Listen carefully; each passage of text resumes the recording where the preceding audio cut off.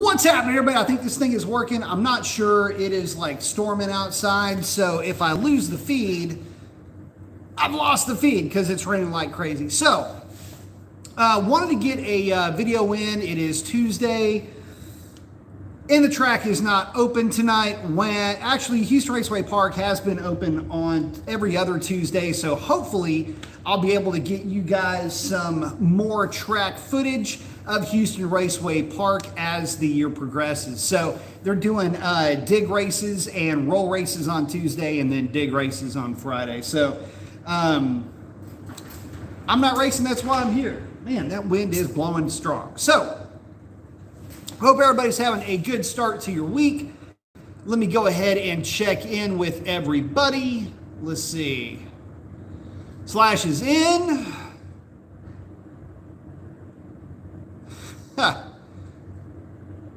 Oh, Slash is selling his car. Oh, man. Tux is saying, hey, B. Mason, what's up, man? Didn't know there was going to be a live? Yep. Slash saying it was my first muscle car ever when I turned 40. Now what do I get? Gee, Hellcat. Donald Power is saying, what, too early? CJ saying, hey, B. Mason, what's up, brother? How's it going? It's going good, CJ. Mark saying, hey, Mason just turned 24 yesterday. Congratulations, Mark. Big Dave's in saying, what's up, Beat? What's up, man? Got the arm flex.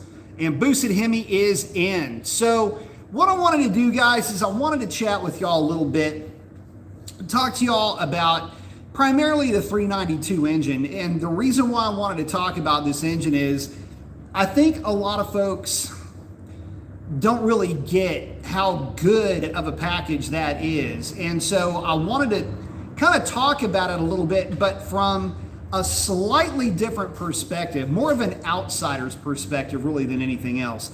And what I mean by that is how that engine stacks up in terms of torque per cubic inch. Now, if you're familiar with not the show, but the actual Engine Masters Challenge, you'll know exactly where I'm going with this. One of the key metrics that they measure with those engines is torque per cubic inch. In fact, that is a big measure and was back in the day a big measure for guys for race engines.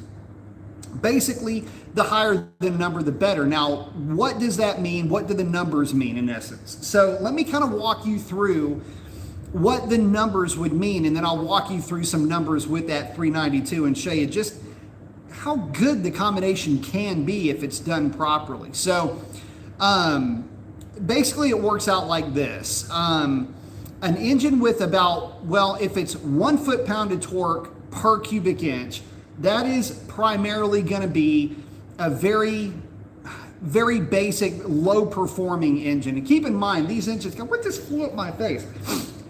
These engines are unladen, meaning they have no front engine accessory drive, on a dyno. But let's say you've got a 400 cubic inch engine and it puts down on an engine dyno, say 400 foot-pounds of torque. That's not going to be considered a high horsepower, or rather a high performance engine. That's going to be an engine that's really more suited to just daily driver type of activities. Again, this is unladen on a dyno, and oh yeah, by the way, this is SAE gross numbers, okay? So when guys would start modifying engines, they would really start keying in on that torque per cubic inch number. And it is as opposed to horsepower per cubic inch. And so when you started looking at these things for a 2-valve engine, say around 1.2 foot-pounds of torque per cubic inch is what will really start to get you in the door as far as being a street performance engine. And if you go back and you start looking at some of the engines from the golden era, so to speak, you might start seeing some engines that fall into that range. You would see, like an LT1 350 or a 426 Hemi. Those types of engines, roughly 490 foot-pounds of torque for the Hemi would put it basically in that just opening the door marginal performance engine criteria. And that would actually hold true. If you've ever driven one of those cars, you would immediately agree with what I'm saying there. But as engines evolved and as guys started to modify these engines, the number that they were gunning for started going up and up and up. And the number that you were really going for, and don't take my word for it, by the way, this is, hold on, let me get my notes real quick. This is more David Vizard's type of a lesson here. If you're not familiar with David Vizard, this guy's been around since the earth cooled. Any of you that know him know immediately that this guy is a guru when it comes to building engines. It's a guy that I studied when I was young, and I still take a lot of his lessons to heart to this day. And I decided I was going to go kind of back to basics with some of the things that, you know, maybe I'd forgotten, or just stuff that is, you know, just reinterested myself with this. So anyway, to give you guys an idea, you start to look at torque per cubic inch a little bit different when you start to see numbers, you know, like this. You've got the 392, I've got my notes here, 475 foot-pounds of torque. That's net, by the way, gives you a number of 1.21. So it's just getting into that hot rod type of a performance engine. And again, we're not talking about torque per cubic or horsepower per cubic inch. We're talking about torque per cubic inch. Horsepower is a function of torque, and torque per cubic inch gives you a little bit better idea as far as the actual work that this engine can actually produce.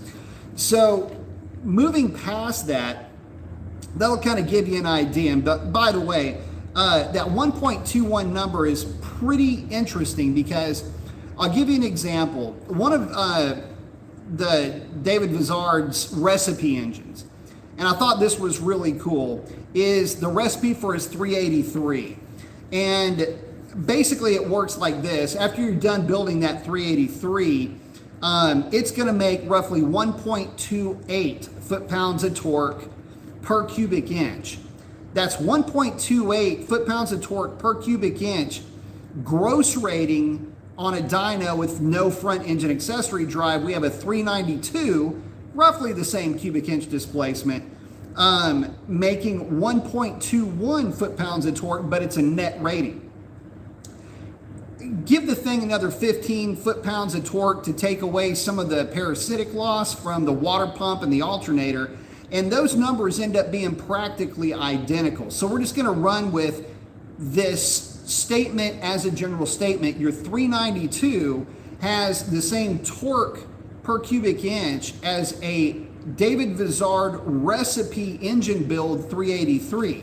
Now, that's kind of a full stop moment right there. You have to realize that you're dealing with a 383 that has a 106 degree lobe separation angle on the cam, which is to say super tight LSA, but your 392 has a 121 degree lobe separation angle cam, not good for making torque.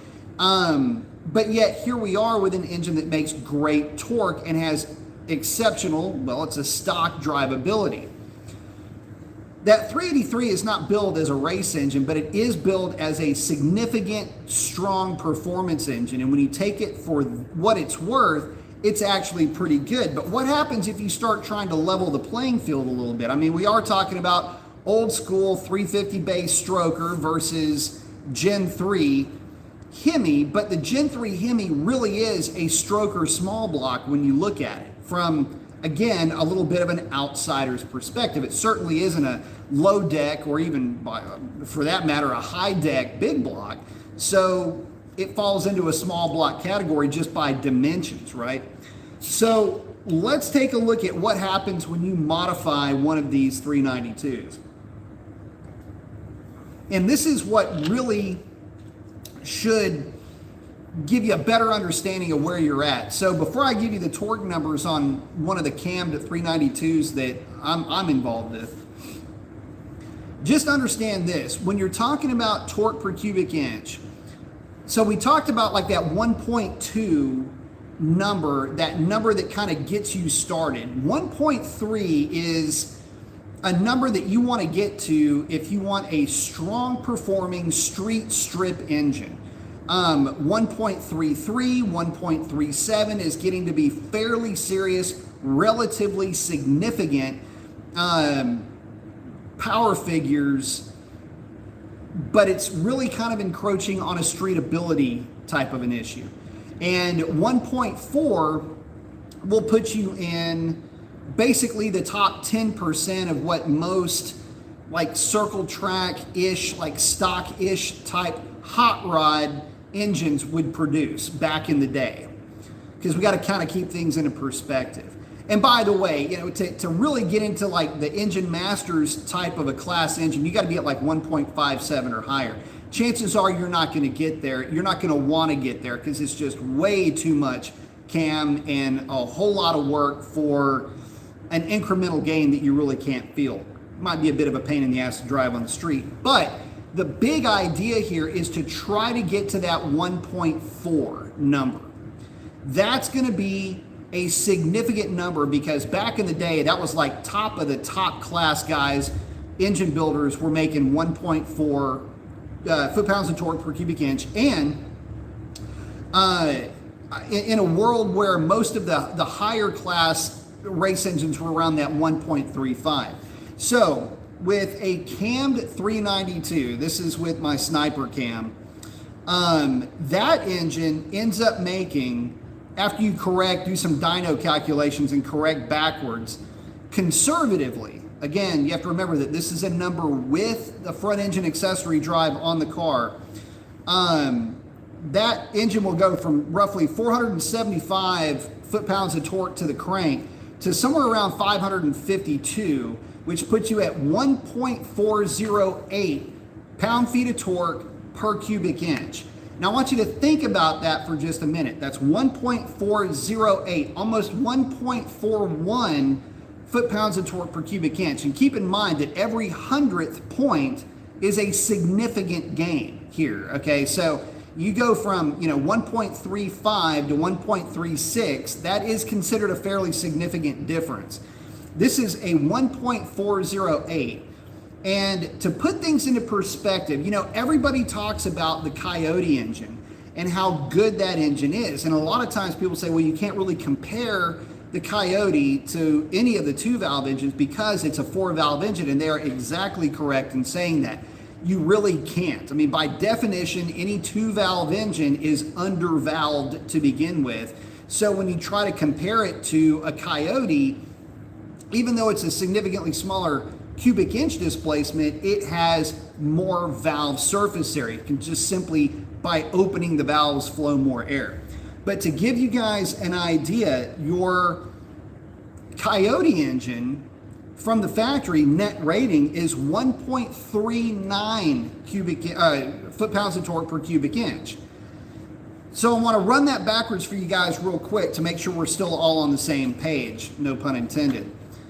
Cammed 392, granted it's modified, but a cam 392 with a mild cam, by the way, a cam that, let me put this into perspective, is not ideal for the cubic inch displacement nor the valve size, checks in at 1.408 on a comparative 1.39 for that Coyote. So you're actually above a very well-respected 4-valve street engine, a 4-valve engine with higher compression, mind you, than your 392. You're higher than that engine with your 392 with that small cam. And it idles like a stock car, isn't choppy at all, if it has any chop whatsoever, and will maintain over 20 miles per gallon going down the highway. I guess the point that I'm trying to make is this. The 392 is a really remarkable engine. If you have something powered by a 392, have some pride with that. That thing is a badass engine. And I know that we live in a time now where, if the car doesn't run 9s, 9s are the new 12s, it seems like. There for a while, 10s were the new 12s, but I don't know. The more I look and the more I see, it's like 10s are the new 13s. It's just kind of bizarre that way, right? But that's okay. Progress must progress, and here we are. But the reality is that that 392, by all standards, engine builder standards, and by whatever potential you want to try to call out there, is actually really, really good. And yeah, it's limited a little bit by RPM, but not by much. You got to remember the 392 still spins to 6,200 RPM. Not too shabby for something that's just shy of 400 cubic inches, and again, has that torque production all along the way. So you got to remember, guys, it was not that long ago when if an engine spun to 6,500 RPM, it would be peaky on the big end, or you were at least trying to throw a bunch of cam at it to get it to make that kind of power, giving up bottom end torque. So unless you had your cam really sorted out right with a very, very tight lobe separation angle, which again would make drivability a living hell, and power accessories at that point are probably not necessarily going to be out of the question, but it's not going to be very efficient. Let's just put it that way. Anyway, long story short, you had to have a lot of compromises to get to that number. The 392 does not have to compromise to get to that 1.4 foot-pounds of torque per cubic inch number. And again, that is a significant milestone to catch. Again, in a world where, you know, again, back in that day, you know, it wasn't that long ago, where that number was only held by some top tier race teams in a lot of cases. So, and also might have been run on race gas to get you there too. So pretty cool. You know, I wanted to share that with you guys. Wanted to offer that up to you. You know, when you're looking at these types of figures and you start to run the numbers back, it just still amazes me what these modern engines are capable of. And if nothing else, it should also offer up to you guys maybe a little bit of a more, or maybe a little bit slightly different perspective as to why the 392 just, you know, they say it doesn't take to mods.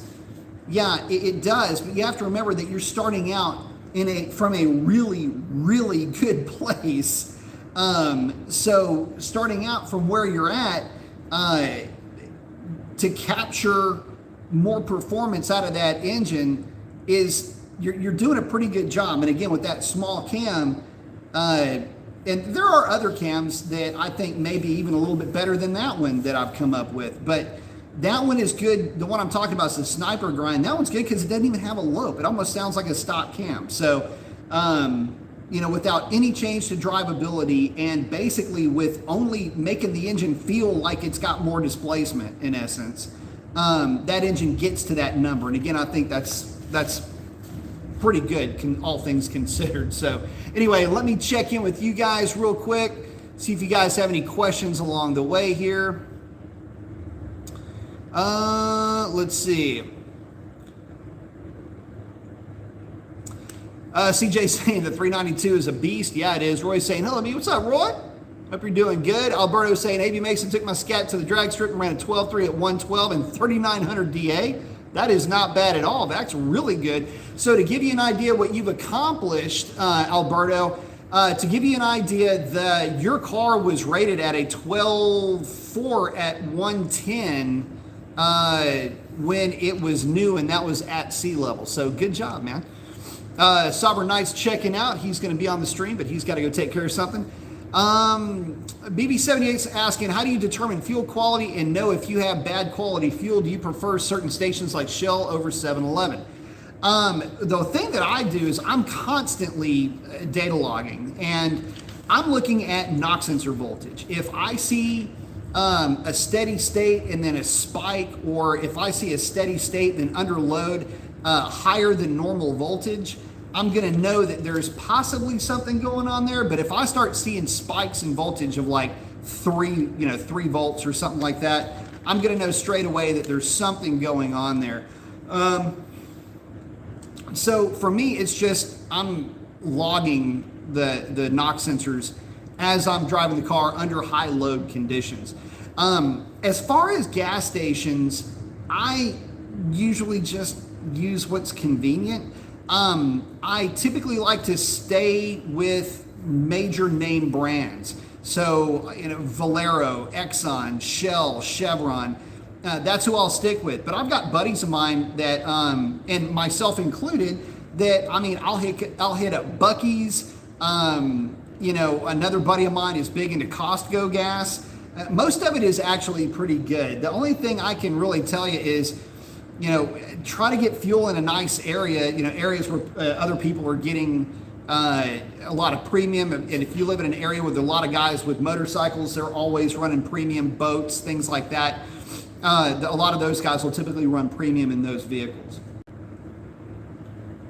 So just kind of a word to the wise, but you can usually set your watch to Shell and Exxon. That's what I've discovered. So Shell and Exxon have been really good, and then Valero has also been pretty good. QT, if you live in a QT area, that's actually pretty good fuel too. Hey, Dad's Garage, thank you very much. Saying, thanks for sharing your wisdom, Brian. Thank you, brother. I appreciate that. I just noticed Suffer Knight said, I'm back. Did you wash your hands? But that's how I determine it, though. I'm constantly logging, doing data logs, things like that.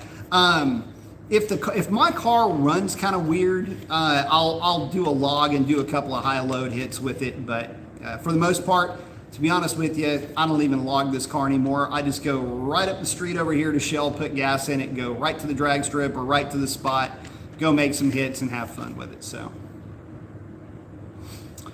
some Ferrari guy saying, I love the low end torque of my LS3 C6. Punchy and fun around town, but now in my 5.0 with less torque, I can go wide open throttle more and not blow the tires off like my C6. Two very different engines, both very great. I will agree with that.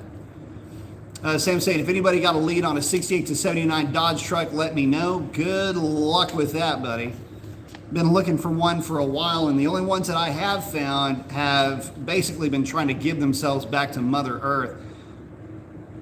Big Dave saying, Coyote engine is a Hemi in disguise. Actually, it's funny you should mention that. You're exactly right. And as a matter of fact, any 4-valve is by default a Pentastar head, which is to say that it is a modified hemispherical head. So that is 100% accurate.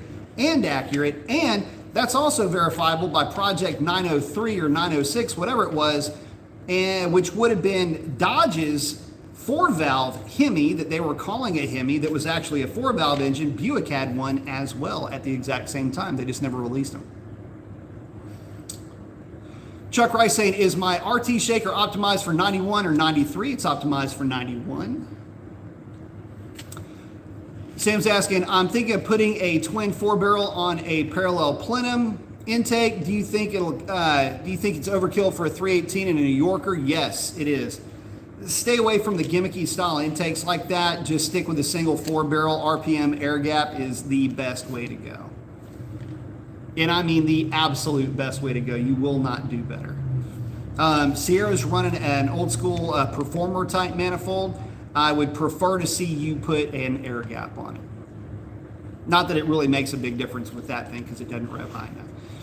Summer Night saying that Hellcat looking good. Thank you very much. Yes, Chandelier is back there hanging out with us tonight. Sam's hanging out with Sovereign saying hello.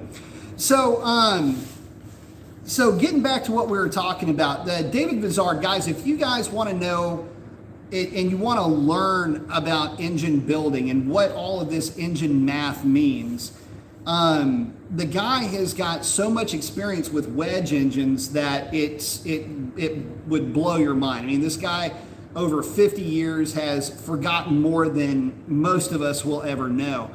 But when I was a kid, I remember reading some articles that he had put out, and it's one of the things that got me really started with this whole engine thing. I was just fascinated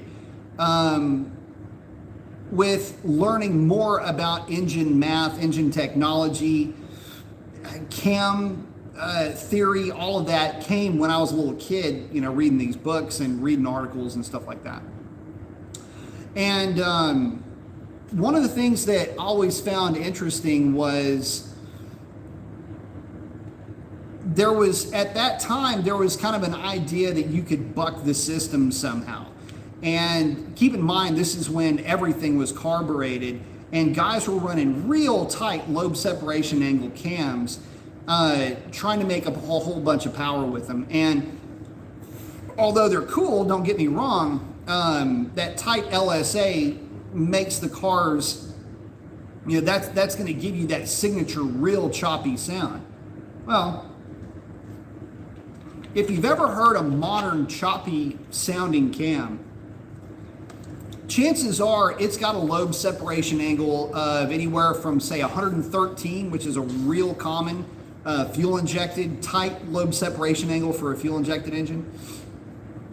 You might see some as low as 112. Rarely will you see any go less than that. There were some early crane grinds. The E-Cam, if you guys are Ford fans, E-Cam comes to mind immediately, 110 degree lobe separation angle. Most carbureted camshafts are going to be around that 110, 108 lobe separation angle. A lot of 112s out there. But the wider the lobe separation angle is, the calmer the idle will be.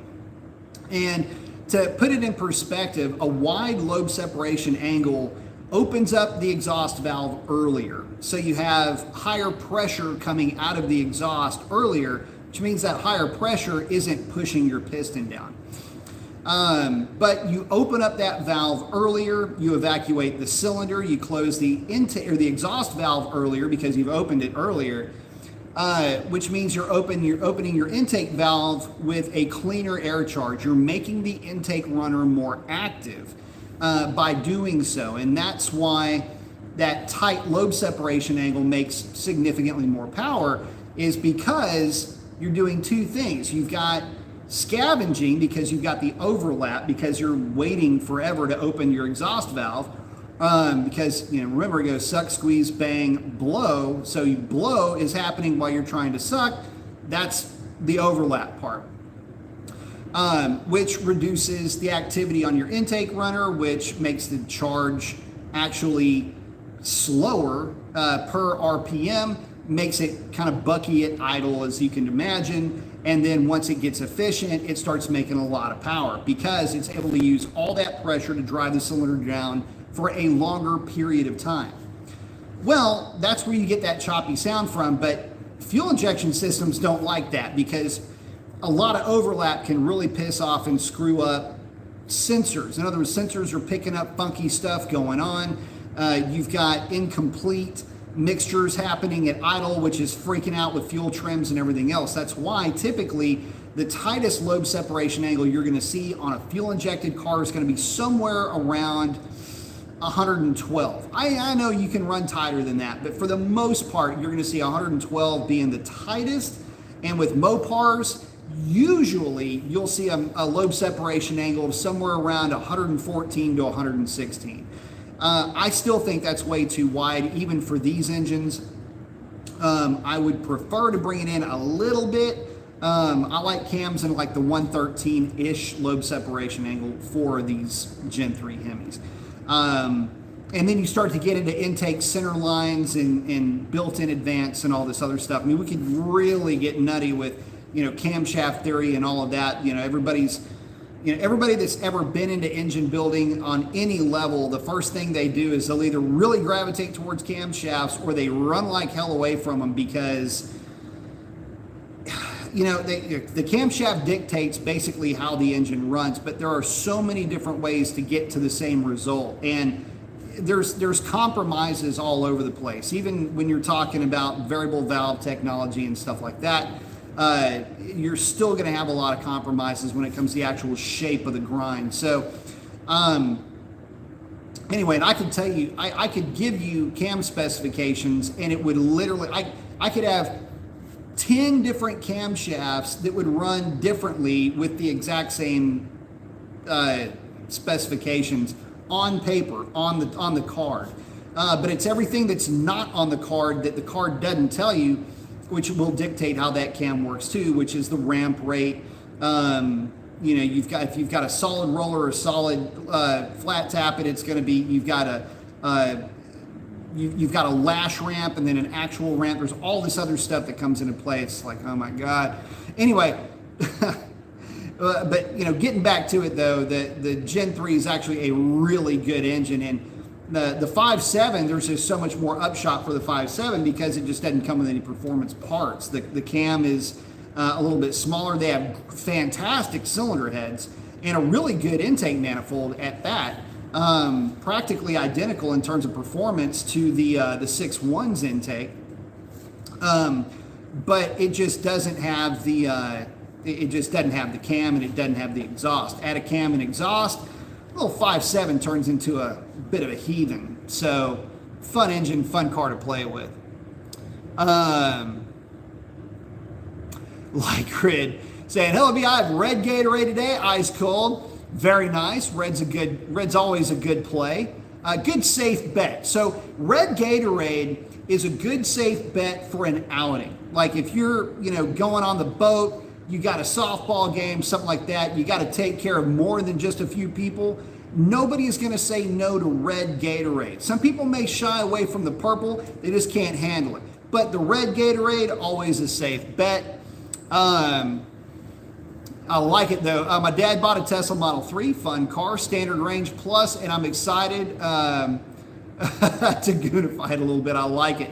So, that's another thing we can talk about. That's kind of the topic for another video. Is, where do we stand right now? Where do you guys stand with the whole electric motor phenomenon that's going on right now? Obviously, I'm talking about the Plaid because, it's what's in all the YouTube videos right now. So let's try to walk through that for a minute. Tesla Plaid, $130,000, runs low nines in the quarter at 150 miles an hour. Doesn't make a sound, has obviously no issues with drivability, and has a range of it's advertised at 500, call it 350 miles. It's hard to put into perspective how significant that car is moving forward. That car redefines fast from the factory. And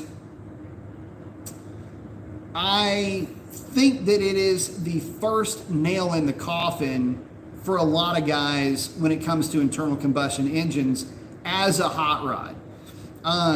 I think that what you're going to find is a lot of guys that are running E85, a lot of guys that have a lot of money tied up in builds are looking at that Plaid and going, oh, shit. Because think about it. You may have a build that costs less than a Plaid, but when you see the thing, it's as exciting as a cup of vanilla ice cream. And I get that. You're just kind of looking at it going, where's the rest of you? Crazy sleeper status unless you know what you're looking for. And here's this car that when you stand on the throttle, notice I didn't say gas. When you stand on the throttle, whether you're on the street or at a drag strip, in full weight form, it goes 920s. Talking torque, right? It goes 920s. Nothing else goes that quick at any price. And I want to say that, and it needs to resonate here. At any price.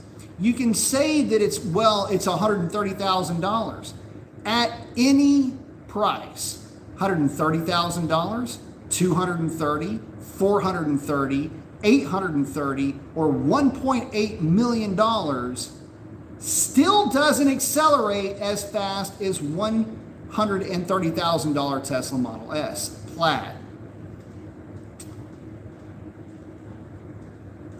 That brings up an interesting topic though, because for us Mopar guys, we always default to the Demon.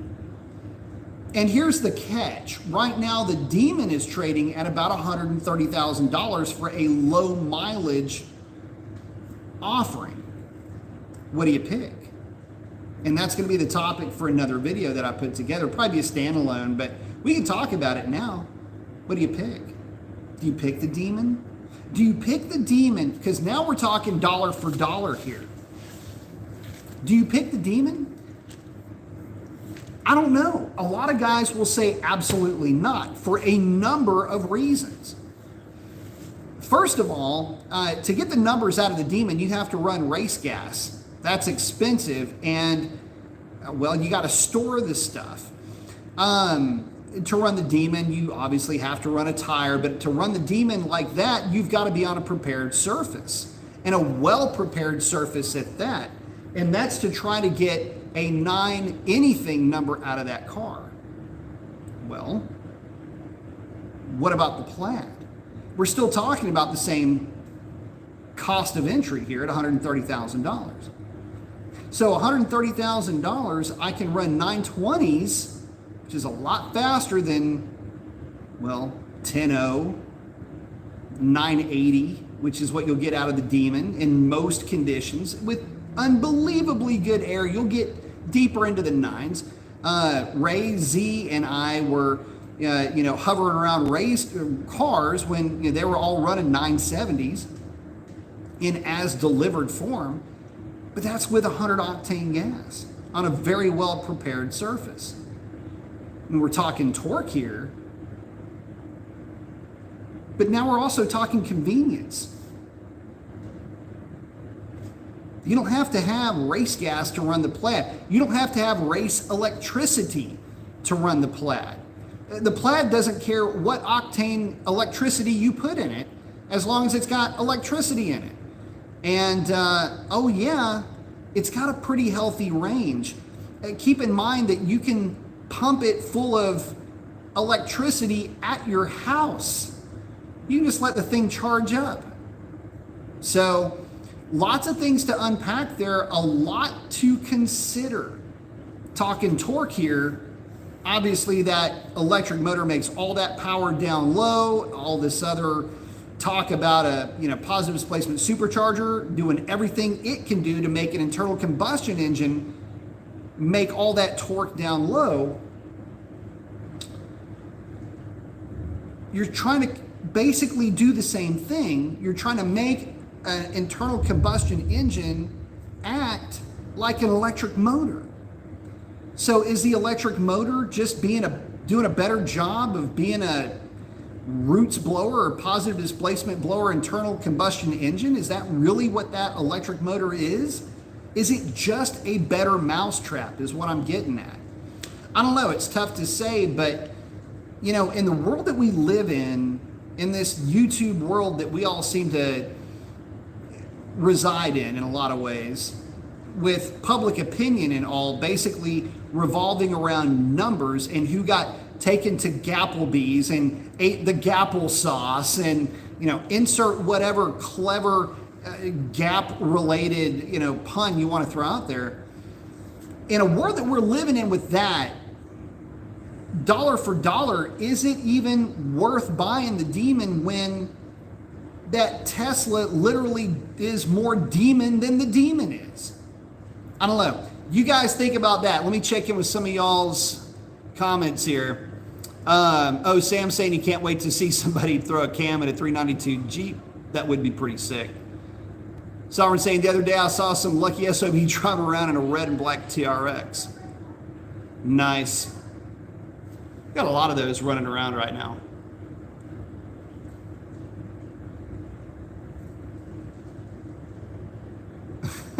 Sam saying some real lucky wife has a Brabus G-Wagon. Nice. Dad's Garage is saying had to change my tires again on the wide body Scat.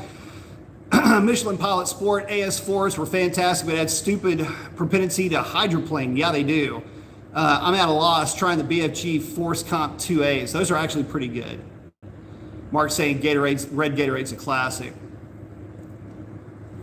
Oh, Roy, thank you, brother. Appreciate that. Say what I like about you. You talk about all kinds of engines. Thanks for teaching. Good job. Thank you very much. I appreciate the kind words and the contribution, man. Sovereign saying electric is coming. There's no stopping it. The only thing left to do is embrace it at this point. Yeah. in a lot of ways, but I don't know. You're gonna have to. It's gonna be tough. You'll be dragging me kicking and screaming. I just really, really like the Hellcat a lot. I like it for everything that it is, and there's a certain element that I don't feel like an electric car can give you. There's just a certain, I don't know, there's a certain quality about something that burns gas that just you can't really compare to. But thank you, Roy, I appreciate that. Smokey saying, latest video of the Plaid, it ran a 908 at 154. Yeah, it did. Which is scary as hell to think about. Let's see, Sad saying, if you had a 2009 SRT8 with manual trans under 35,000 miles, would you keep it stock or mod it since value will obviously go up? Well, 2009 SRT8 with 35,000 miles is certainly a very low mileage example of that car. It's got a 6-speed. What are your plans when you're talking about modifying it? Obviously, there is a very wide spectrum here. That's anything from like a cold air, a couple of, small things under the hood, maybe in a catback exhaust, something like that, all the way through, cams and blowers and things like that. I really like the first run of the Challengers with the 6-speed, lots of fun to drive. It's a 6.1. I don't think you'd hurt it with long tubes and a tune.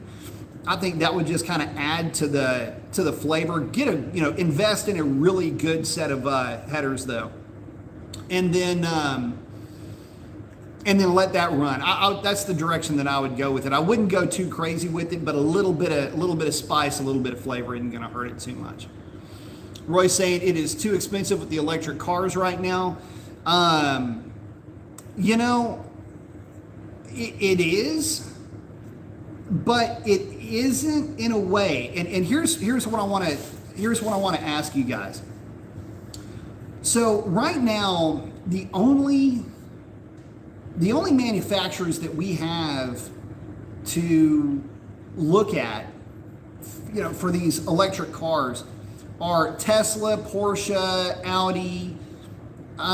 You've got Ford coming into the mix, but the reality is that we don't really have, except for Tesla, we don't really have that $40,000 to $60,000 option. We only have these really high performance, high power options, or you've got kind of an entry level contraption, right? Not very exciting commuter car type thing. But here's the thing, a lot of folks say that the electric cars don't have soul. What about when they start making cars in that $40,000 to $50,000 price range that are making 450 horsepower and 550 or 600 pound-feet of torque? That, I think, is when we get to that point, when we get to the Scat Pack, when we get to the actual Mustang, the actual Camaro-sized, priced car, I think that's when the perception is going to change. Again, we're talking torque here, guys. That is an instant hit, instant power. You cannot let the numbers get into your head. It's a different way of doing business with an electric motor. It is all torque all the time. And yeah, 450 horsepower electric motor making that much torque is going to be exciting, but also affordable, or at least significantly more affordable than where we're at today.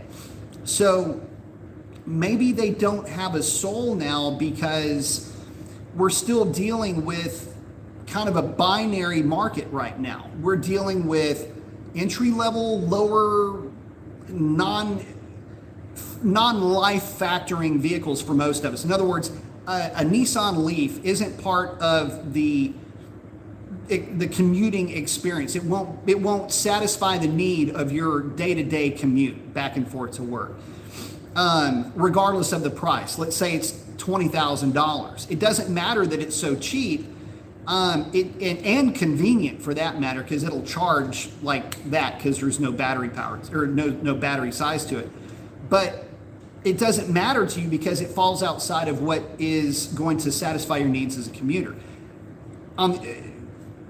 Juxtaposed with, this is the binary part of it, the other side of that argument where you say, okay, well, the S, say you don't get a Plaid, but you get an S or something like that. That's too expensive. I don't want to spend $70,000, $90,000 on this car. It's outside of my price range. It falls outside of my comfort zone. I have other uses for the money that have nothing to do with transportation.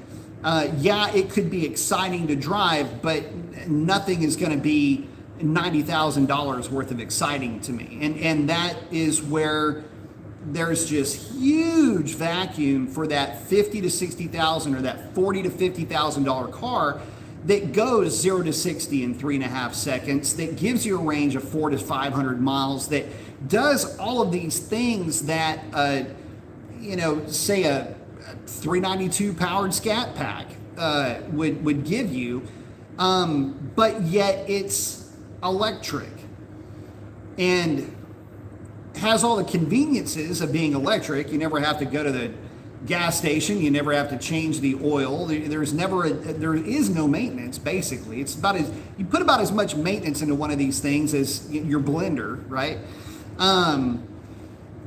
So there's all that convenience and all the upshot with none of the downside. Does that take the soul away from it? Does the fact that it doesn't have the sound take the soul away? The answer is yes. I'll just go ahead and give that to you now for most guys. So when we're talking about these cars, everybody talks about the instant torque. We're talking about torque in this chat, and I started out talking about just how good the 392 is from not only my standard, but from the standard of a man that has been building engines. Not that he's given the 392 his own personal endorsement, but the fellow by the name of David Vizard, this is a guy giving out numbers like, look, if you hit a number of like 1.4, 1.3 foot-pounds of torque per cubic inch, this is where you fall on a spectrum. And, a 392 comes in at 1.21, which is respectable as hell as a performance engine from the factory. For a 2-valve engine with a cam and some tuning, the thing goes up to 1.40, which puts you into some pretty rarefied air, especially from back in the day for race engines. I wanted to start off with that to show you just how good a 392 is at making power. Where can you possibly go from here? See, I guess the other side of the argument is, well, you could always make a 426, or you can make the engine make more power. Just make the 392 make more power. It's already extremely well optimized. And yes, when you look at it from just you put a cam in it, it picks up 50, 60 horsepower, 30 horsepower, and the other bolt-ons and tuning pick up the other 30. 60 horsepower to the wheels, or however you want to look at it, because that's kind of how it worked out on a dyno jet with Quick Brick's car. It went from 430 to basically 500. Roughly 430 horsepower to 500 horsepower. So basically picked up 70 to the wheels with everything that was done to that car. But that represents for a streetable, okay, we're not talking about a race engine. We ain't talking about all the smoke. We're talking about a very respectable, very strong street engine, one that you can drive from, here to, 1,000 miles away and back without having a problem. That's the type of reliability and power and performance that the 392 can be capable of. And have a torque to displacement that rivals some of the best race engines of the time. And then now you just show up with an electric motor and it's like, hey, look, we're better in every possible range. But it's not, because it's not there in terms of price. And so what a lot of guys will say is, well, the electric cars are too expensive. I think that price is going to start coming down before you know it. Jimmy's saying no rumble is not convenient. No, I understand that. You do lose the theater. You do lose the presence of the car. And I will absolutely admit that. To me, when... This is going to sound weird, but just kind of roll with me. When I see an electric car pulling up, when I see the electric car pulling up, it almost feels like is that the car died and it's just kind of rolling to a stop. Because you're used to hearing something, cooling fans, or the rumble of the exhaust, or the tick tick tick tick tick of the valve train. You're used to hearing at least something, and these things aren't doing anything. It's just land shark. I mean, it just kind of comes into the frame, right? So, there's a lot of different ways, and I'll always swing this stuff in a positive light. Silent but deadly. I'll bring all of that up, but it's just kind of weird because I've seen them pull up, and I'm going, is it dead?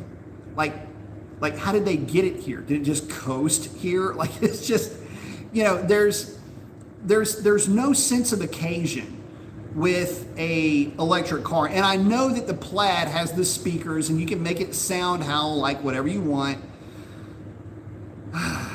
Okay, fine. But I just, it's just not going to be the same. Me singing in the car is not me at a concert, and playing music outside the car is kind of the same thing, in my opinion.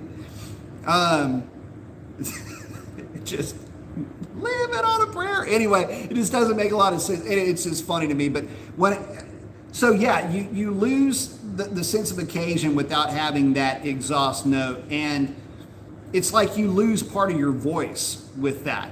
Anyway. Smoking 05 saying, watch the video of the Plaid running a 908. It's the most boring 9.0 you've ever seen. You're right, but let's unpack that a little bit, because I like where you're going with this. It is the most boring 908 that you've ever seen.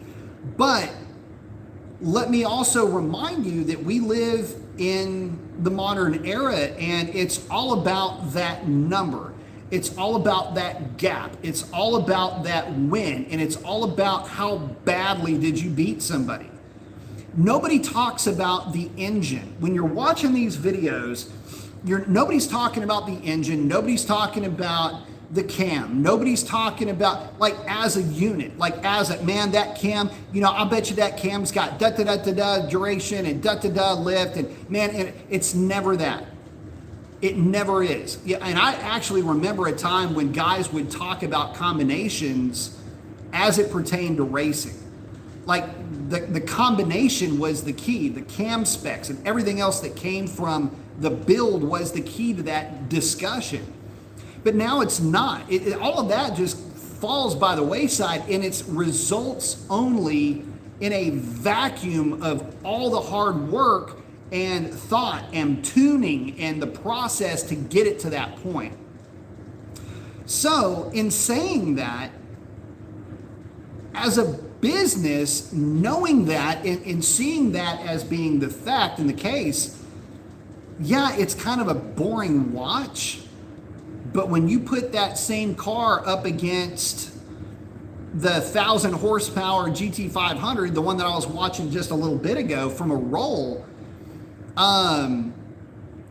it's like, damn, those cars are practically identical going down the drag strip, and that's 1,000 horsepower in a car that weighs a full 1,200 pounds less than that Plaid edition. So again, there's a lot to unpack, there's a lot to talk about, but in the grand scheme of things, is it really any different? And is it really more playing to the crowd and playing to the populace that's watching it?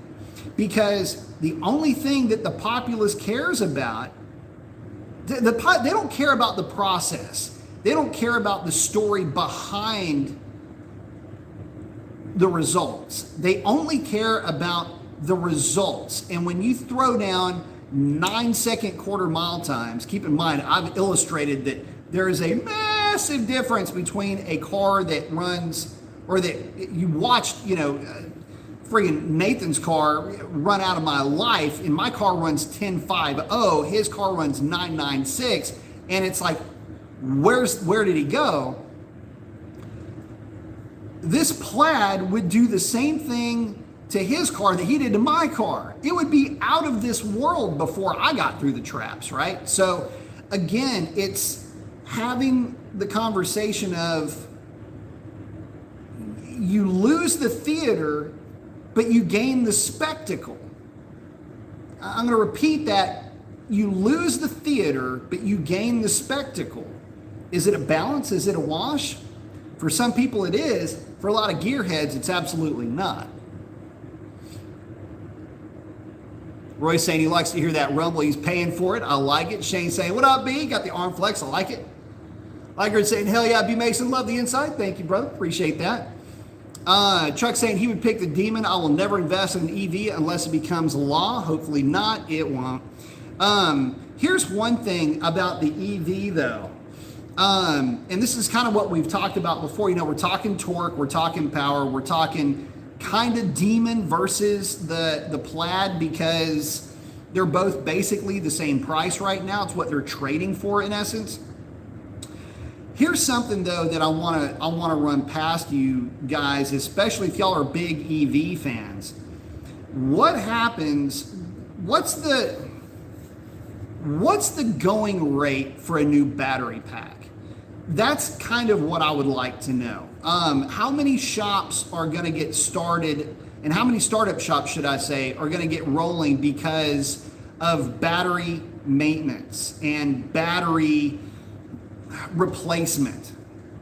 Remember when I said that there's no maintenance to an electric vehicle? Well, that was only really partially true. There is maintenance with an electrical vehicle as it pertains to its powertrain, power grid, but we're really talking about the battery pack. And when it comes time for the battery pack to be replaced, and the walking around number is about 10 years, that number comes out to about $20,000. That is a significant chunk of change.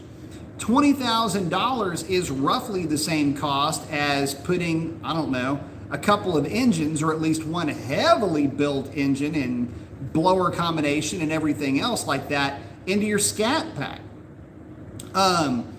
So when you think about it from that point of view, is it worth it to have that car? Is it better to just get a long-term lease, take the thing to the drag strip whenever you want, and then give it back and get another one? I don't know. I don't know how the economy of that type of vehicle works. Modifications, yeah, you can still tune. Believe it or not, you can tune an electric motor. There's some timing values. There's torque management that you can play with. There's still some things that you can do with an electric motor that has and does fall within the tuning, I don't know, the tuning realm, if you will.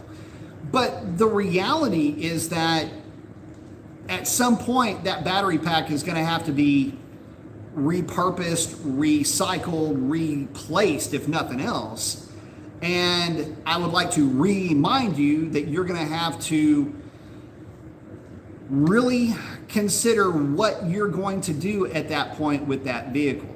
So I would probably venture a guess and say that depreciation on an electric vehicle may be significant, and it could be significant enough to not only have the initial cost of that vehicle be a bit of a deterrent, but even if the cost of the vehicle is palatable, the cost of the depreciation on the back end, the loss of value, might not be. So again, just something to consider. If you like all that torque of your electric motor, which, hey, for me, it's just another motor, just another engine, just another means of generating power. I don't have an agenda. If it hauls ass, I'm all about it.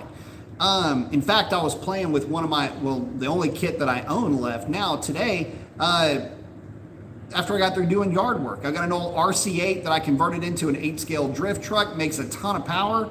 I was out playing with it today, and it's electric, and I don't have any beef with that little guy. So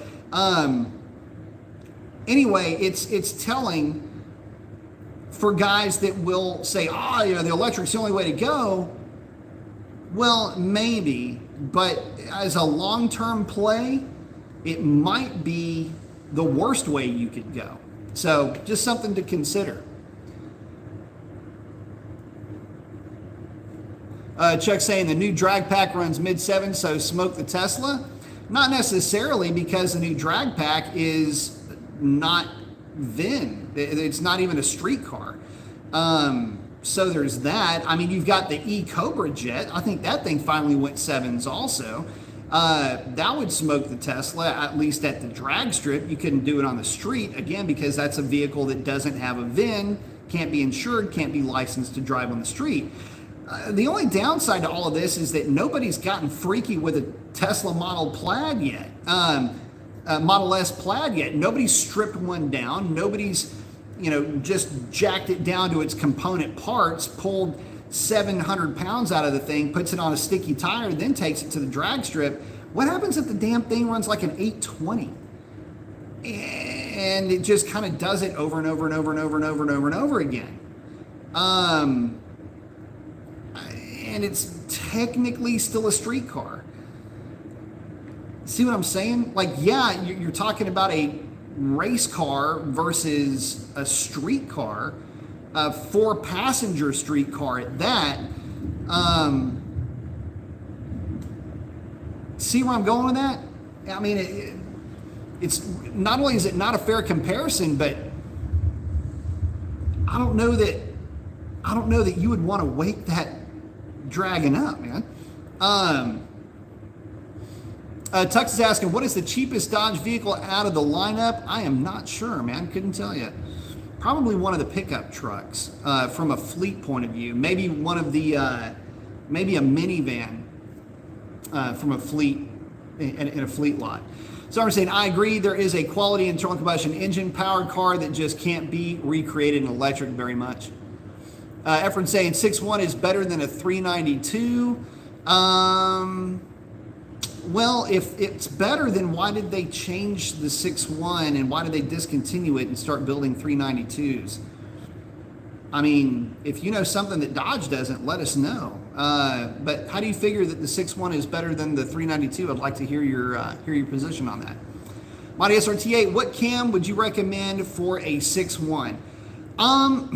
It'd have to be a custom grind for sure. I would like to see something that would look like this.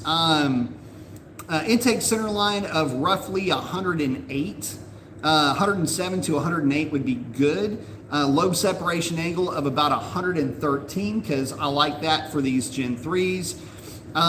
Lift of about 590 on the intake, about 570 on the exhaust, and duration number of probably 218 to 222 on the intake side and around 228 on the exhaust side. That would be a fun cam for that car. So I'm saying let a 392 work. It's voodoo on you. That is right. Tux, I don't think I would even go that far into trying to look into that on a tune. I would just get it and drive. Chuck saying a 392 is great, but I am hypnotized by the 345 note. 345s do sound good. Someone saying, unless it's an electric Toyota, then all you'll hear is, from the speaker to warn if people is coming. I know, dude. So if y'all don't know what he's talking about, let me just rewind something for you guys. So I used to live in San Francisco, and this is back when the Priuses were really first coming out, and they were all over the place on the peninsula, and it was it's gonna sound like shit. So every day somebody was getting like just 9-ironed by a Tesla in the city walking across the street. Let me tell you what happened. You called them zombies, okay? And a zombie would go walking across the street, and what a zombie is it's somebody looking at their phone, okay? They're messing with their phone, they're doing something with their phone, whatever it is, email, text, YouTube, could be anything. They're doing something with their phone, they're not paying attention to anything. They're just like a zombie walking around. And they look up and they might not even notice that the don't walk sign is on, and they just start walking across the street. Maybe it isn't on and they're just walking across the street anyway. Teslas buzzing around are absolutely dead quiet. And so they don't notice it, they don't see it, and boom! Zombie gets punted. And it was every single day. And I know this because I was in the city a lot. A lot of my clients had their offices in the city. So I would go to the city, go to the parking garages, which is really cool. They used to have Fortune, like you have a Fortune cookie. They had a Fortune parking spot, which was always kind of cool. Anyway, go to my parking spots, and then I'd walk to the buildings and go up and visit my clients. And I mean, I've seen them get hit. It's never anything bad, okay? It's not like they're going 40 miles an hour and the guy gets shovel hooked across the intersection. It's never that bad. But it's always entertaining because the sound is unmistakable. But yeah, I've seen it a few times, man, and it's the last one that I saw. God, it's gonna sound so shitty.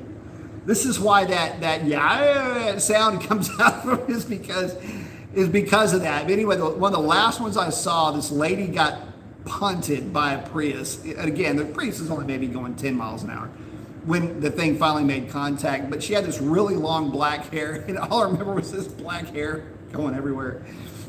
Dumb bitch, get off your phone. Anyway, that's one of the things though. But I remember when they first started putting the sound into the car, under a certain mile an hour, it'll make a noise, and that noise is to warn pedestrians that you're there. I remember initially it was, well, if somebody is blind, they can't see the Prius coming. It's like, dude, you don't understand zombies. You could literally lick their ear and they wouldn't even know that it had happened. So anyway, funny stuff.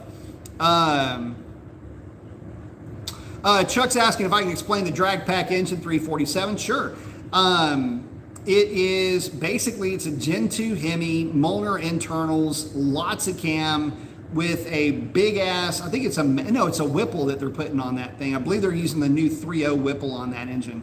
And basically it's a pretty simple combination. You just, lots of pulley and lots of cam, and the reason why it is the displacement that it is my understanding is that there is a class for supercharged and a class for naturally aspirated. 7 liters is the cap for the NA, and supercharged, I believe the class max is 5.7 liters, which would explain why the Copo Camaro has the engine that it has, and the drag pack has the engine that it has. Anyway, that's where that's coming from, but I believe that engine is a 11 to 1. It's either 11 or 12 to 1. Can't remember. Anyway, really can only run the thing on race gas. It's pretty significant. So, but it's a fairly basic build. It's just a lot of cam, a lot of compression, and a lot of boost. Imagine that. It makes a lot of horsepower. It makes about 1,400 horsepower. But nothing that you could run on the street, trust me. That thing idles at like 2,000 RPM. Gary saying, what up, B? Got the arm flex, saying, I love the Hellcat behind you. Thank you very much. Love the old school look of the Challenger. Thank you. Pretty much everything in this place is old school. I got my 72 GMC here. Got Foxy sitting in the back. So we got Sierra, Chandelier, and Foxy hanging out with us. Jimmy saying 20 grand in a Scat Pack engine. I feel personally attacked now. You can spend it pretty quickly. Shawnee's saying my 392 6-speed had great torque and feels like factory. My 10-speed 5-liter almost feels like a turbo in comparison. Bookends for sure. Shawnee's saying, remind me of what wheel setup you have on Chandelier right now. It's pretty easy on the eyes. Those are Forge Line, Forge Star D5s. 1710 in the back, 18.6 up front, running either Hoosier DBRs or Mickey Thompson ET Street Rs in the back, 28, 10, 5, 17-ish sizes. And it's the Mickey Thompson SRs 28.5, what is that thing? Anyway, I'd have to look it up for the fronts. And 80 PSI for the fronts with the high pressure stems, and usually like 22 to 24 in the rears. Smoking saying EV will do to internal combustion engines what all-wheel drive did to rear-wheel drive. All-wheel drive is fast and the only way to get great street traction, but it's also boring, no wheelies, burnouts, etc. True, and again, you are losing that sense of occasion that you get with that internal combustion. Cody's saying a 5.7 Ram 1500 with 392s will get everything moving. Yes, it will. Daniel's asking, is it true 392 motors can't handle a supercharger for the fact that the pulley's ripped? No, not at all. For the fact it only has one pulley. One pulley? What? Oh, you're talking about tensioner maybe. No, that's absolutely not the case. And again, 392s can handle all the boost you'd ever want to throw at them. So there's a misconception with 392s that they can't handle boost. It's absolutely incorrect. Where a lot of that came from was early on. By the way, early Coyote engines had the same problem. But early on, a lot of tuners were throwing way too much timing at them, and that's what was popping the motors. It was just bad tunes. But the general consensus, what you'll hear the most of, is that it has more to do with the piston design. The piston is designed to be extremely efficient with a naturally aspirated engine. The ring-land is very high up on the piston, which means that there's not a lot of meat between the top of the piston and your first compression piston ring. Which, yeah, is kind of true, and you can only run so much boost because that ring gap is also very tight. And the higher the higher the cylinder pressure, the higher the heat, the more that ring is going to expand, which means the gap's going to get tighter and it can pop that ring land if it butts up. But here's the thing, just like with an LS engine, if you try to run too much boost with a stock LS that's really new and hadn't had the rings worn down, you can pop a ring land in an LS just the same way you can pop one in a 392 or a 6.1 or a 5.7 or anything for that matter. The trick to get a 6.4 to really, or a 392 to handle a lot of boost is unfortunately to tear it apart the same way you would an LS and just open up that ring gap and take it out to 26, 27 thousandths on the top ring and like 28 thousandths on the second ring.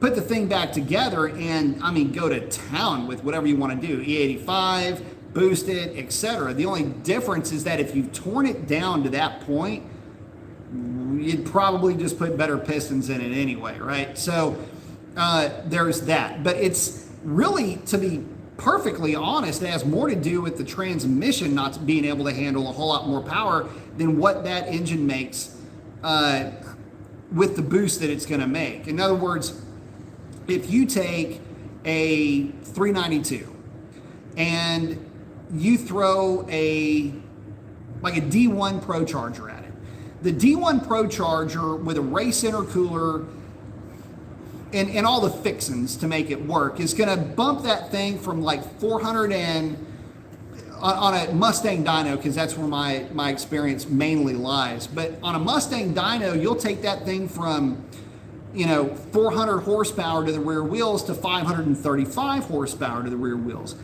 and torque will be at you'll probably pick up 110 pound-feet of torque. The problem is that torque that you pick up, the HP 70, has a little bit of a problem dealing with that if you're running it on a sticky tire.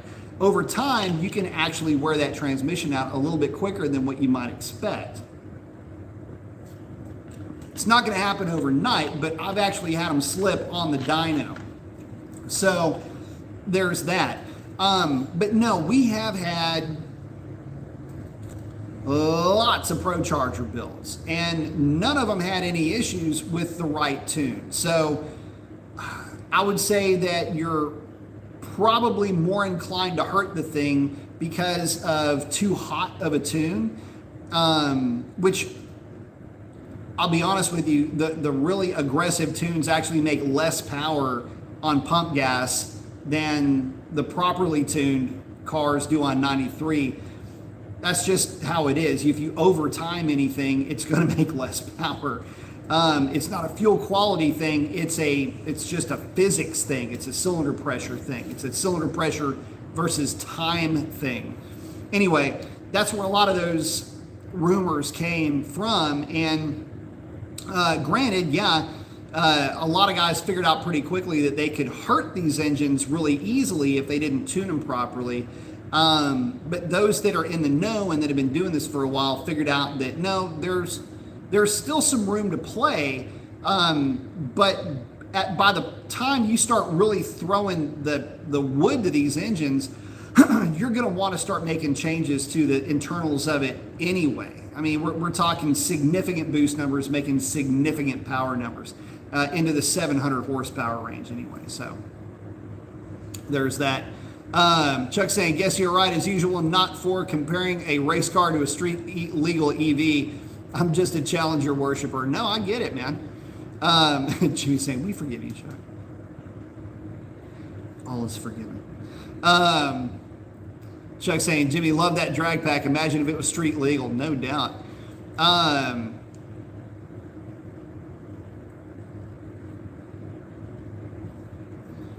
Tux is saying he'd like to bring some of the cars back from the 90s. Yeah, that'd be pretty sweet. See, Jimmy's hanging out with Chuck.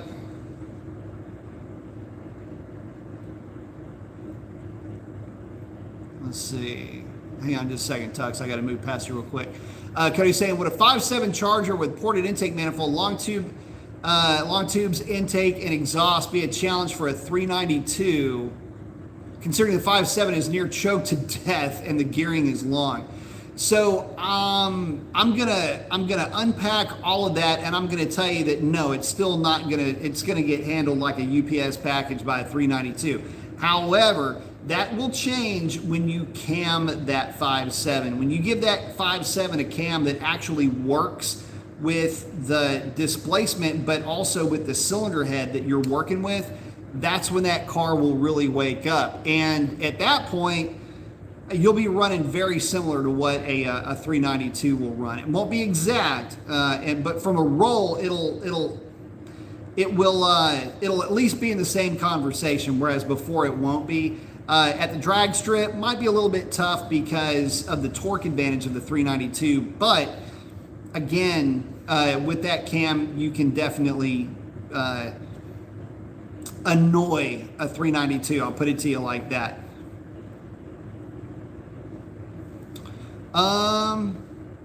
Jimmy's saying that his engine builder said that the weak point on the 392 is the lifters, if you want to say it as a weak point.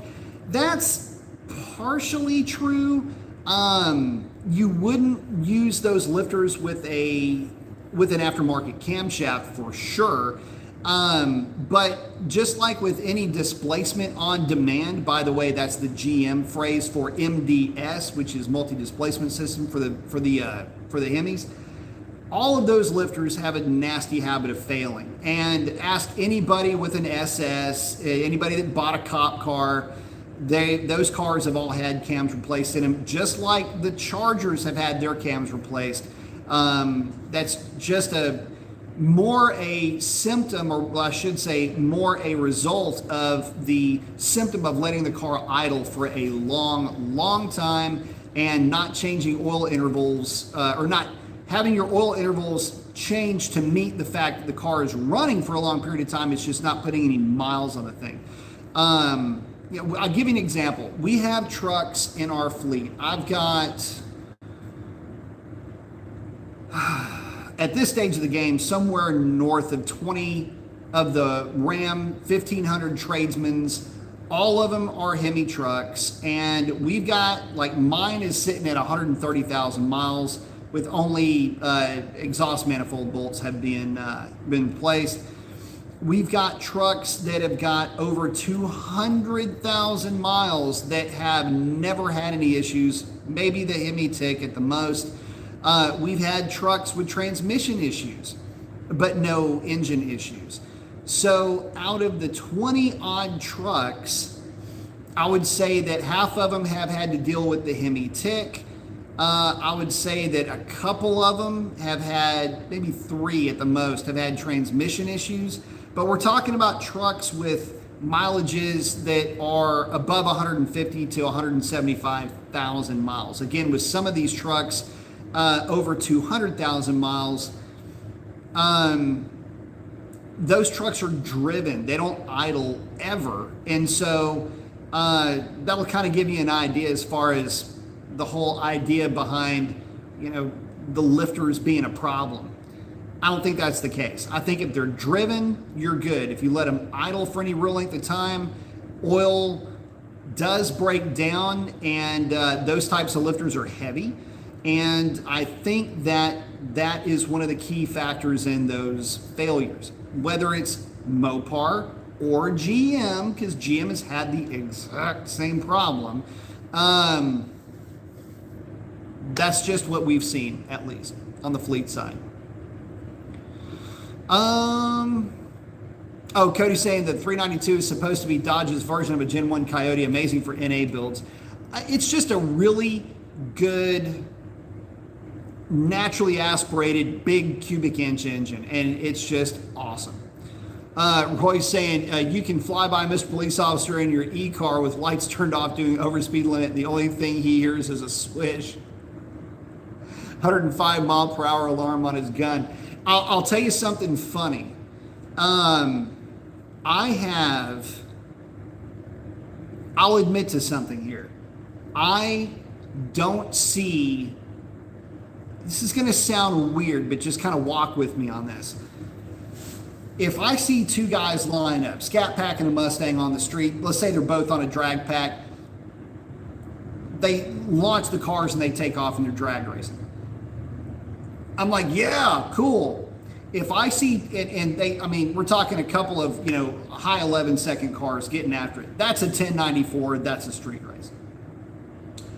If I saw two electric cars, I don't care if it's two Plaids getting after it. I don't care if it's Model 3s. I don't care if it's a couple of Leafs. It doesn't matter. It doesn't matter to me how fast they are. I almost feel like I'm watching a silent movie. And when they zip off into the sunset, I wouldn't even care that they're street racing, because is it even racing? Like, most of the time it's just like 0 to 60 anyway. But it's just the idea of, there's just nothing there. Again, there's no theater behind it. And without the theater, are you really doing anything outlaw?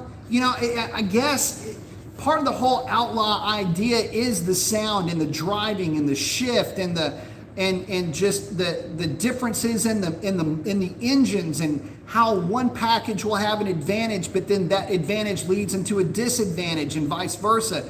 The Scat Pack gets out on the Mustang, stretches out. The Mustang's got to catch it. Will the Mustang have enough real estate? They're running to a certain line. There's a real estate thing that they've got to get to. That real estate marker is the wind light. Can the Mustang get around him? We don't know. There's the race. Who won? I don't know. Couldn't tell you. But with electric motors, they're the same thing. Even though if it were two Mustangs or two Scat Packs racing, it doesn't matter. With an electric motor, it's just like, and it's gone. It's like, okay, I guess they're racing. I don't know. If you're a cop, do you even bother writing a ticket for that? I know it's a weird, it's a weird thought thing, but I see that and I don't recognize it as being anything dangerous. I don't know. For some reason, I can't get past the fact that it's an electric car that just goes, and it's gone, and that's it. It's not, there's no theater, there's no, I guess there's much less perceived danger with the electric car. And because of that, it's almost like, do you even write them a ticket? Like, what do you do? Because there's no real perceived danger out of it. And if you're not really speeding at any given point, does it even matter? You're not lighting your tires up and you're not disturbing the peace. It's just, and it's gone. And you're like, what? Okay, let's go get a donut. I don't know. If I'm a cop, I don't even know what I'd do about that. The things that I think about, right? Jimmy, thank you very much, saying thanks for that lifter explanation. On a side note, have you ever heard of Spankin' Time Motorsports? That's who's building my car. I haven't heard of them. I have not heard of them. I'll have to check them out.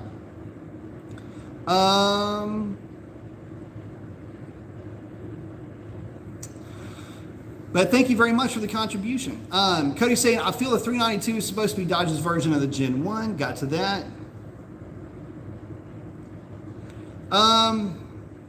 Daly was asking, hey, B, what are your thoughts on the Ram TRX? I have mixed emotions with the TRX. So in person, I'm going to start this with a positive. In person, it is a gorgeous vehicle.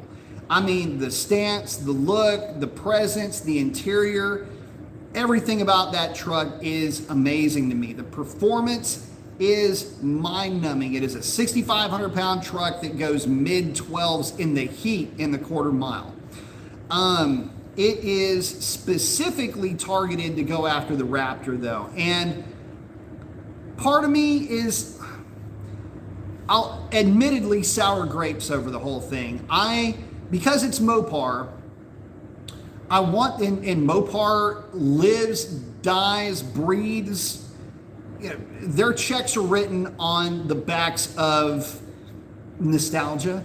And when we've got a car sitting right behind me that, you know, is a nostalgic car, right? It's a Challenger. It looks like an old school Challenger. They mark it with all the tire smoke and rock and roll music and fireworks and tattoos and tits and all that. That's awesome. Here's the thing. Back in the day, back in the day, Dodge did a pretty outlaw thing when they came out with the Little Red Express and the Warlock pickup trucks.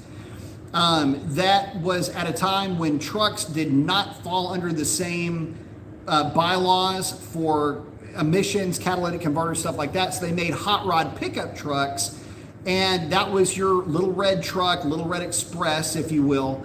And that's the one that had the stacks. And then the Warlock, which was black with gold trim, which was always my favorite. 360 power plants, you know, just big tire smoking things, quicker than the Vet, as a matter of fact, at the time. And then you fast forward a little bit, Ford comes out with the Lightning.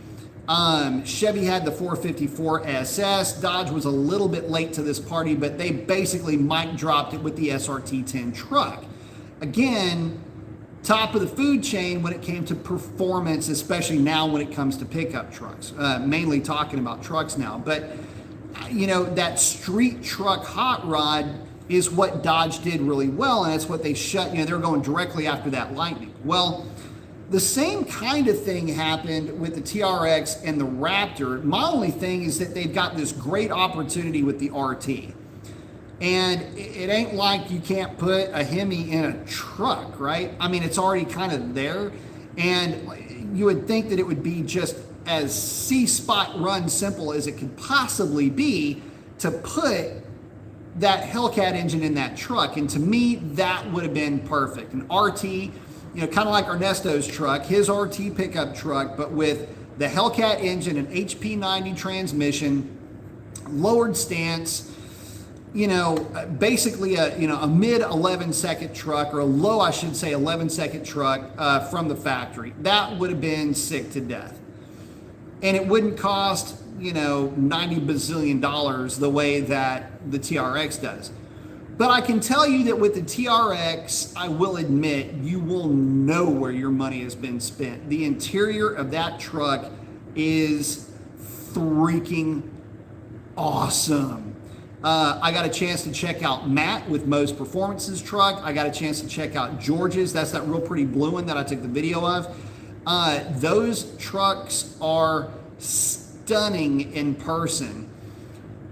I'm not going to say that I'm going to say that they're not my cup of tea because I want the Warlock so badly. I want the Little Red Express so desperately. From a historical standpoint, because it would fall in lockstep with the marketing of Dodge. Warlock, Demon, Red Eye, Hellcat. It falls in line with that. From a marketing standpoint, the story writes itself. Anyway, maybe they'll do that for an EV truck or something. Who knows? But the idea is that, yeah, I get it. The TRX, dope-ass truck. Would never say anything negative about the truck. Now that they've made it, can you at least make the Warlock? Can you at least make the Little Red Express? Can you call it an SRT 8 or something? You know, bring back the nameplate for the truck in some way, shape, or form. That would be sick to death too. So you can have both in the stable, and I think both would do really well. Tux is asking, what is one old car that you wish would come back as an all-new redesign? Oh, I'll tell you what, Tux. I'll do you one better. I'm going to give you a couple. Number one, the Nova for Chevrolet. I would love to see something along the lines of a 70 Nova. You can go Chevy too if you want, but I always like a little bit bigger Nova. Something along those, because you could just kind of make it a little bit bigger. That is a car that Chevy needs. They do not have a car that excites me. The Camaro is cool. Love me some ZL1. Yes, they can be fast. It should be fast. It doesn't weigh that much. I like the way that it looks with a drag pack. I get all of that, but that's the only car that Chevrolet sells right now that I am even remotely interested in, which is pretty telling. If you remember back in the day, one of my pan videos was me talking 9 yards of shit about that Camaro. And now that's the only GM vehicle. Sierra, okay, no, we're not talking about you, baby. But that's the only modern GM vehicle that I'm even remotely interested in. A redesign, rebody, reimagining of that Nova in that shape, or, you know, in a modernized version of that would be nutty as hell to me. What else would be cool? I think that the new all-wheel drive Stellantis STLA large platform needs to look like a 68 Charger. I think that would be sick. I think that it would be a great play on words with the Charger, with your Charger. You know, ultra high performance, you know, tie it in with a bullet theme or something like that. But that's what I would do. That's another one that I would like to see come back on the Dodge side. From Ford, I got to tell you, and I'm going to give you three in this case. For Ford, I would love to see something along the lines of like a Galaxy, you know, something that would be a little bit bigger, like a four-seater sports sedan. The reason why I say it, but two-door, but just bigger. Or you could go Charger-esque. Either way you want to play it. The problem is that the market doesn't allow for that. In this modern market, four-door sedans just really aren't the thing unless you're a European market where you've got BMW, you've got Audi, and you've got Mercedes-Benz that are out there basically owning those types of markets. Even they are moving into SUVs. They haven't killed their four-door sedans yet, as there are people that simply will not buy an SUV. They don't see the point in it. But here in the States, that's kind of the opposite. They won't buy a sedan because they figure they can get an SUV for the same money. So anyway, Cody's saying, figured as much. Oh yeah, but there are benefits to the 6.2 and 6.4, but I love the 5.7 since it's the underdog and people think it's slow when it's trucked from the factory. True, but I gotta tell you, here's the twist on the 5.7. The 5.7 is a 13-second car, and the 5.7 being a 13-second car is remarkable. That is to say that your corporate choke down V8 gets you from where you are to where you need to be and then back to where you started from. That car is as fast as the fast cars were from the golden era of muscle cars. Just going to the drag strip, taking the thing and running a number. Say it goes 1350, 1370. It doesn't matter. It's still in the 13s. And of course, the internet will fill your head full of propaganda to say a 13-second car isn't fast. I got news for you. There's a lot of folks that would disagree with that, and 13s are kind of fast. So, you know, people say that they're slow. Look, man, I drive a 5.7 powered 5,200 pound, 5,000 pound, whatever that thing is, contraption every day. leads me on to think that it's slow, especially if I roll into the throttle real quick and it lights the tires up. So, in fact, that reminds me, I got to put new tires on Buffy as it is. So, anyway, I like the 5.7. Got a whole lot more miles in a 5.7 than I do in anything else. And again, thank you, Jimmy. I appreciate that contribution to the cause.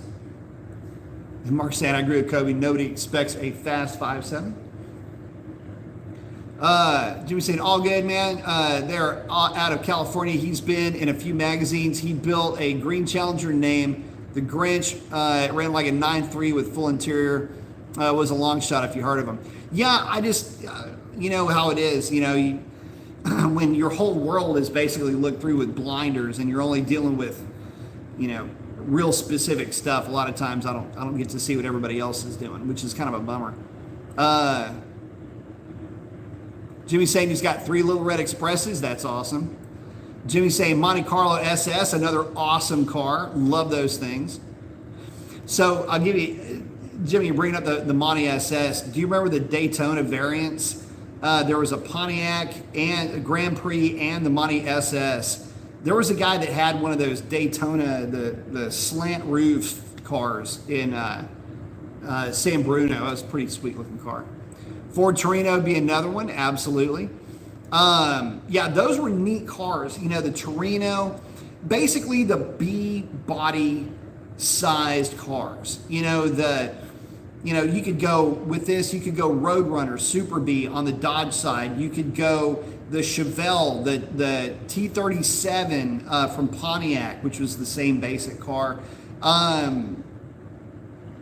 The GS, the Grand Prix, the Torino, awesome car, man. Those are always the cars that I gravitated towards as a kid. I was never, like I was, but I wasn't. I was never really like that Mustang guy as a kid. I always liked the bigger cars, and because in my head, you know, bigger's always better, right? And in my head, I was thinking, well, it's a bigger car, you put a bigger engine in it.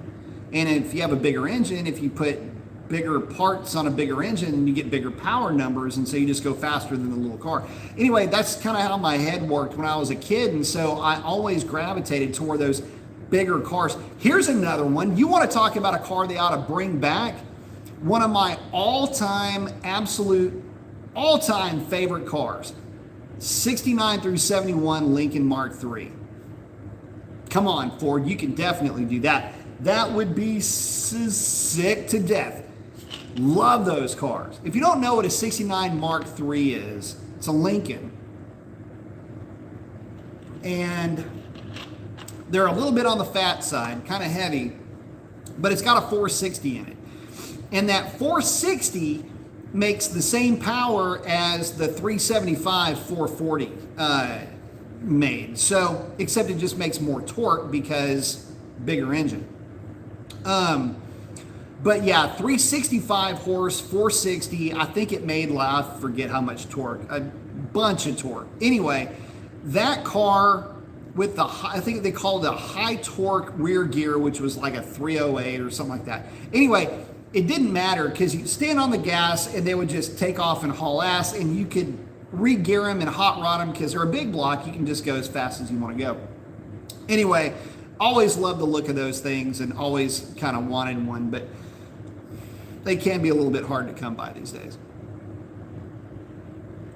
Ken said his wife's 2014 Durango 5.7 went 1388 at 99 stock. That's pretty dang good. I would say that's really dang good. No question about that. Again, it's a 13-second car.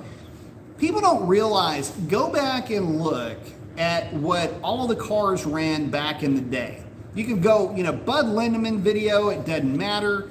Now, if you don't know who Bud Lindemann was, he was a guy that was like Motor Week before there was Motor Week. It was Bud Lindemann. Lots of hysterical stuff, but they road tested everything. Hemi Charger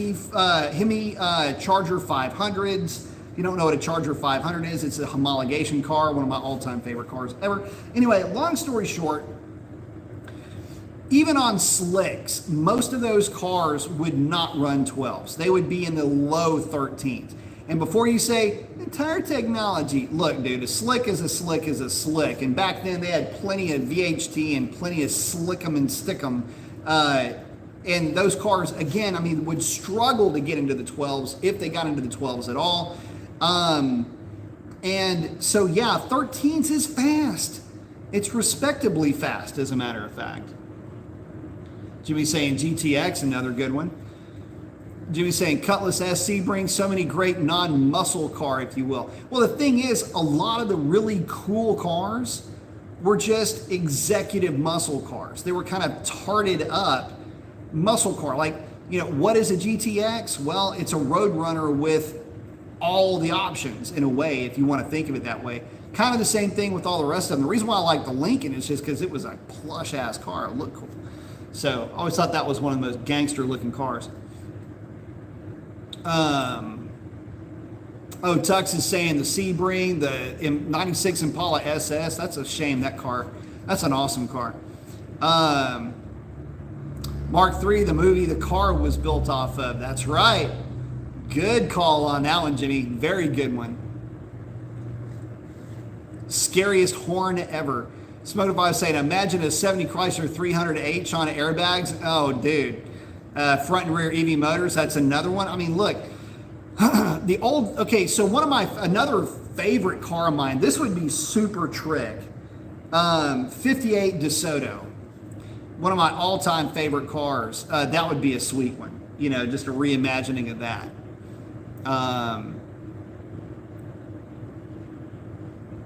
Wouldn't mind Nissan bringing back the hard body. Funny you should mention that. So my wife and I were talking the other day, out here where I live, those trucks are everywhere. There are those Nissan, if you're not familiar with what we're talking about, Nissan hard body pickup trucks are mini trucks. And there was a time 30 years ago where that truck was the shit. And I had, so one of the companies I worked for when I was in college, I had a lot of different jobs when I was in college. One of the companies that I worked for, I was the UPS driver.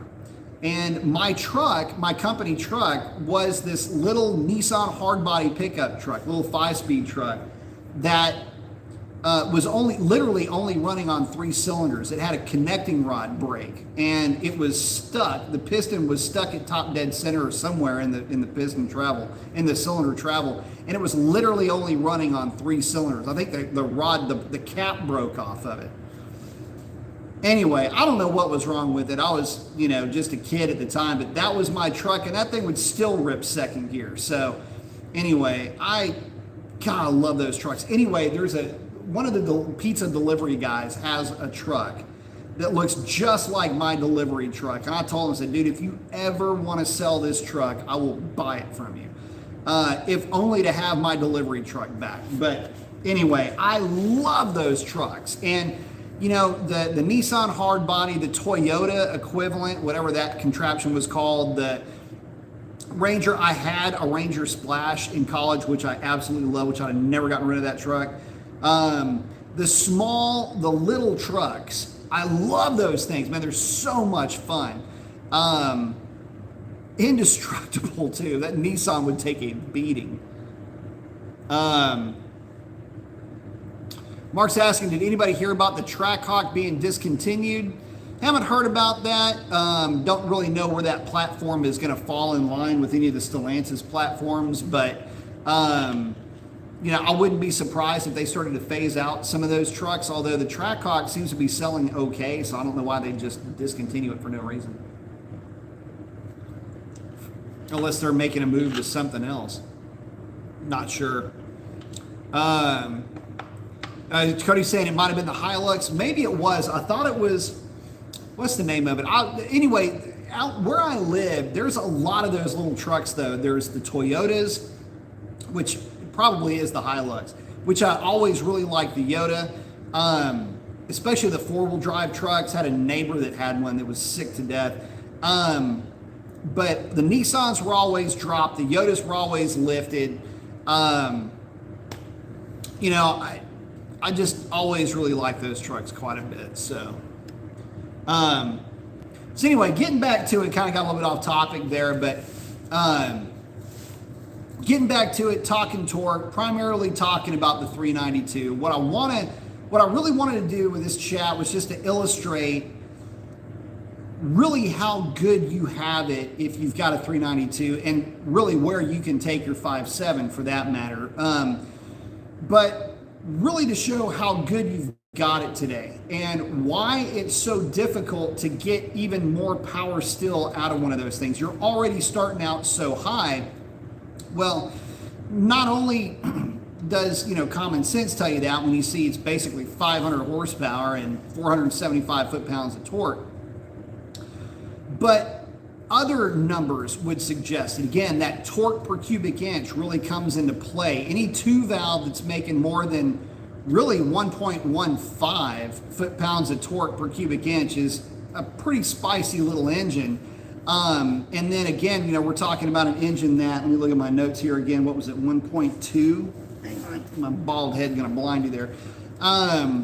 Yeah, from the factory, 1.21. And again, you're talking about numbers that, you start getting above like that 1.35 range.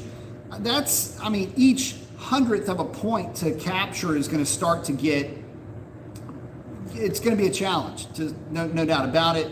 And in this case, you're talking about a 1.21 with a cam and all the fixings. You can get that thing over 1.40, almost 1.41. Again, race engine territory by any standard of the day, and is still not that far away from not only being respectable just as a street engine or a production engine or a modified engine that you drive on the street, but not that far away from being a car that, by other standards really wouldn't even be a street engine. So that's really where you're starting out with one of these 392s. They're really good from the factory. And again, I wanted to bring to you guys something like a little bit different perspective. We talked a little bit about camshafts and the fact that, even with the cams that I put together, I have to think about drivability as a major factor. If I made the cams less streetable, if I tightened up the LSA quite a bit, maybe bring the duration down just a little bit, but tighten up the LSAs, they'd still be a little bit racy, probably get pretty annoying pretty quickly on the street. So that's why I put the cams where I do. But even with that, I could pick up probably easily another 15 foot-pounds of torque out of this thing just by tightening up an LSA and bringing duration down just a little bit. Again, talking torque, I'm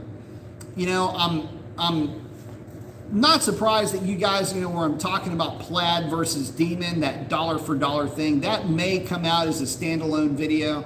But again, you've got to look at it from the point of view of the internet. I get that, there's a certain warm and fuzzy that you get with something that runs on internal combustion, but when you see the performance of that EV, does that change your mind? Does it change your mind from a dollar for dollar perspective?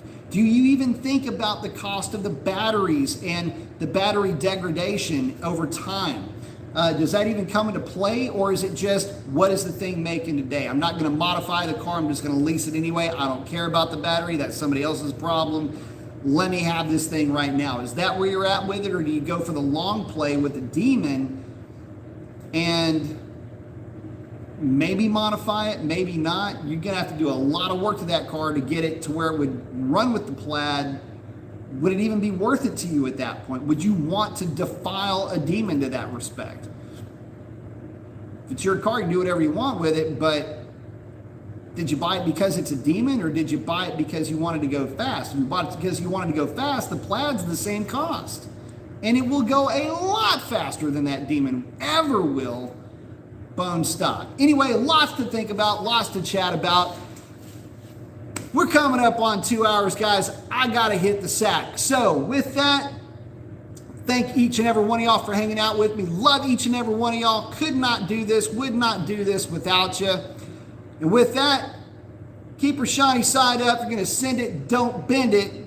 Keep her shiny side up. Sorry. Ray, miss you, brother. Love you. See you on the other side. And with that, that's a wrap. Y'all have a great one. Adios.